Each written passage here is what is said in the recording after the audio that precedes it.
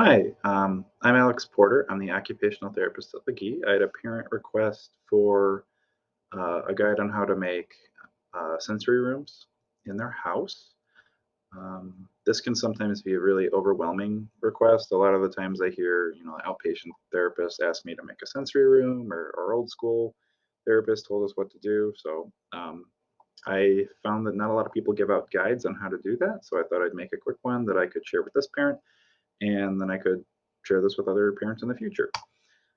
It's September 2021 right now, so obviously links are going to change, but the general ideas are going to stay the same.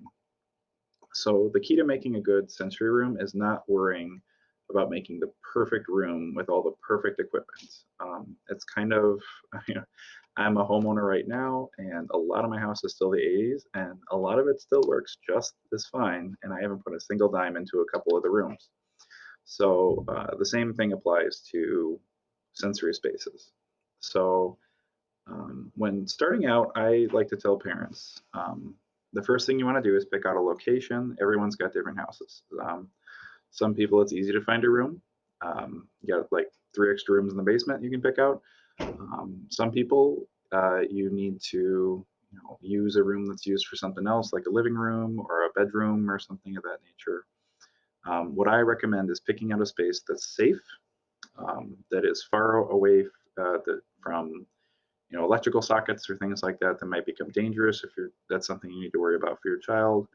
I would recommend avoiding places like garages, kitchens, bathrooms, the obvious places in houses that are a little bit more dangerous, um, and a place where you can change the lighting, um, because that's going to help you a little bit later on when we get to some of the other items we find. So if we're on Amazon, let me make my face less huge here. There we go. What I'd recommend is starting by, once you picked out your space, just getting a nice, giant, comfy spot to sit. That can be a chair that is a child's favorite chair. That can be a beanbag. That can be a bunch of comforters that you guys don't use anymore. There's a zillion different ways to do this for free. If I was making one in my house today, there is a brand, I forget exactly how you spell it, Chilsack, on Amazon, and this is the closest thing. Lovesack is like the primo fancy version of these types of beanbags, but this is what I buy for my kids for crash pads a lot of the times here at the school. You can usually, these aren't cheap, but they're generally within the range of like a big Christmas present if your family celebrates Christmas, or something to save up for. Is you can get one between $80 or $150, and like I'm a big guy and I can fit on like this kind of size. So if your kid's into soft and they want something they can sink into, they might be something that you might be able to give them pressure with. If they can fit in between, you can kind of give them a squeeze. I recommend setting the foundation with a beanbag.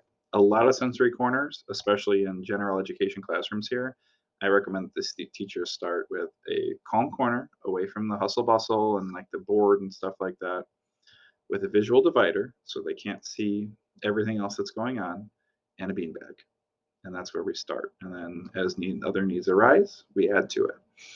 Um, so I recommend setting up something soft. This is what I'd recommend if this is within your budget. If not, like I said, grab a bunch of comforters or find some old bean bags that a family member isn't using anymore. It's good to check with if you have any sibling or any kids or cousins or anything that went to college or lived by themselves for a while. They probably have a couple extra alternative seating options like this. Let's see, a futon or something like that can work well too, or just an old couch. Or if you got a comfy room and it's a sitting room anyway, just maybe that donating or dedicating one of the chairs there as the base for it. From there, I like to go, and the first sense that I like to make sure is met in this is proprioception. So that is your sense of your body of there's pressure on me, and it's a very organizing sense. That's why people like being wrapped up in blankets at night, is because it gives you a sense of where your body is in space. So once you have a comfortable place to sit or lay on the ground, I like to do either, you can roll up in a blanket, you can do, an easy thing to search for is like weighted blanket kids.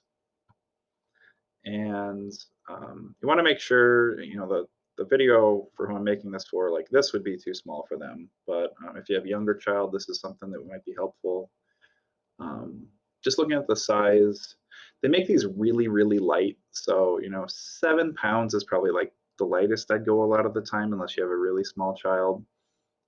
For my friend who is on the older range of the um, elementary school, I'd look for something maybe a little bit more big. You want to make sure that has enough coverage, and you don't want to spend a whole lot more than about 45-ish dollars, I would say, is probably your median price on something like this.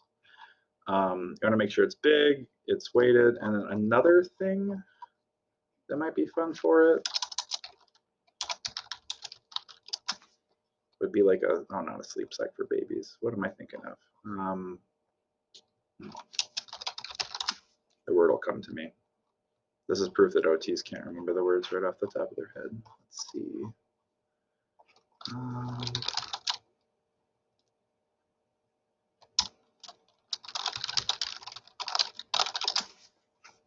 There we go. A body sock. Goodness, I could not think of that. Body socks are fun. You would just find one of these about the size for your kid, and what these are nice is they kind of fulfill the same role as a weighted blanket, but if your child can safely get into one of these and get out, and you don't think it's going to lead to any harm or injury or them being scared of something, you don't ever want to force a kid into one of these. But it's a good way to get pressure. They can be kind of fun. Usually kids are like nervous at first, and then they're like laughing their butts off a little bit later when they get into these. And it's a good source of that same regulating input to your whole body. So these run about $20 to $30. Another good product to look into. Like I said, you can do the same thing for free with a comforter. You can just have the kid wrap up in that. You can get some compression clothes, or another thing you could have at your house if you wanted to have that same kind of input. But if the best place to start with these things is, I want something that my child can sit in, and I want something where they can be organized, and having something that gives them pressure or weight on them can be something that helps them organize and get back to what they need to do. You just want to monitor if they're using anything like this, because you just don't want anything to push on them too hard or impair the ability to breathe. So you always got to watch them if they're using these sorts of tools. I'm always very careful with body socks or weighted blankets. I don't ever leave kids with them for a really long amount of time. If they fall asleep, I typically take them off them. So yeah, from there, lighting is typically where I go next. If we need to make it a little bit more interesting, let's be a little bit more specific, is LED lights.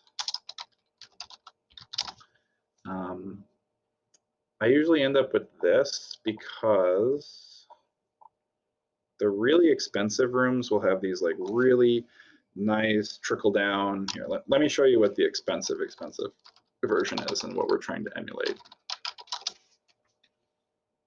Southpaw is a great company, but boy, they are not cheap for home.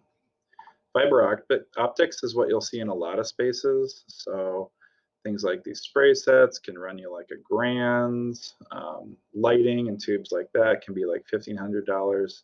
This is usually what parents see like the first time they think they're setting up a sensory room, and it just costs too much for what it is for most parents. If you can get it, wonderful. I think they make really good products, and since I've worked here for about 5 years, none of the stuff I've ever ordered from them is broken, but it's expensive. The budget version is you run for 50 bucks, or for 50 feet, you only have to spend $14 here or 15 with a coupon, and you can run lights that the kid can change. You can give them control over this, so they're working on switches, cause and effect, things like that. You can have it be a calm down space, put some blue up at nighttime. If it's time to wake up, you can change the lights up to yellow or orange or something like that. And you see these in most like kids' dorm rooms nowadays. So usually one side is sticky. Just be careful you don't put it over any paint or wallpaper that you're scared is gonna break, so or is going to rip when you take it off. So just be careful with your application where you stick it. You might just want to make a couple parts of it sticky instead of just ripping off the entire back of it. So I'd recommend this. So between, let's see, let's add that to our cart too. We won't even add the coupon just because prices fluctuate. So we have, oh, my brother's buying stuff too. Let's get it out of there for him.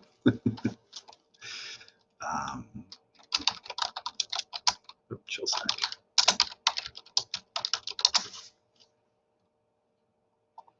Let's say we're adding this in as a Christmas present.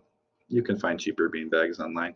Just watch out for when they sell them without the stuffing. A lot of the times it'll say like with no beans, and it'll be like a really good price, and then you get it and it's like, oh, thank you for the giant pillowcase with nothing inside of it. Throwing down a bunch of pillows works too, to be honest. So between the bean bag, the lights, and they have like a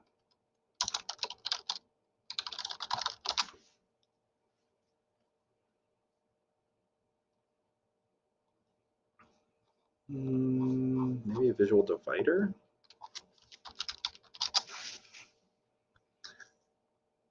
Let's see. Oh, room, that's what I'm looking for, is a room divider. That's what I've added to some spaces before. They make these, you can find some for like 50 bucks, or I think I've seen them cheaper than that too. Yeah, this one, oh, that's curtains. Amazon might not be the best place for this. But we found that one for 50. Kind of these walls you can set up for just like temporary like changing room type stuff is really good to just divide the space off, so that, you know, it does look into a busy kitchen or something like that. It can be easy to look it off. So between all those items, that adds up to, you know, about $300, which is not a large amount of money. I mean, it is a large amount of money. I'm at a point in my career where $300 is not a huge donation to something. But I'd recommend just getting a good beanbag, some lighting, and something that's going to give that proprioceptive input to start with. So you can do, the free version is you toss a bunch of blankets down, you have favorite items such as, you know, fidgets or toys or stuffed animals or things like that. They're all favorite that live in that space. And you have a way to make the space visually different from the other areas of the house, such as lighting. You might have like a cool lamp or something like that. You want to be careful not to add like lava lamps or things with short cords. Like they have cheapy bubble lamps online where the bubbles will like come to the top, but a lot of the times those can get really hot, or they can, like, the electronics in them are a little bit sketchy, so you got to be careful with that. So um, let me know if these suggestions are helpful or you still can't find anything, and I can help you track something down, or I can watch for sales for you. Um, but that should be a good introduction. You can't really build one of these wrong. Don't break the bank, because you can make one for free and just kind of upgrade as time goes on, just like any other part of your house. Just kind of consider it like updates to my laundry room or my bedroom. Like everybody like buys a better dresser as they go along, or they buy, you know, a better lawnmower. Like just think of it as utilities that they're going to start off with some stuff that works, and then from there you move upward. So I hope this was helpful. Sorry if it was long-winded, but I wanted to try to show you what I would look for first if I was building one of my own home.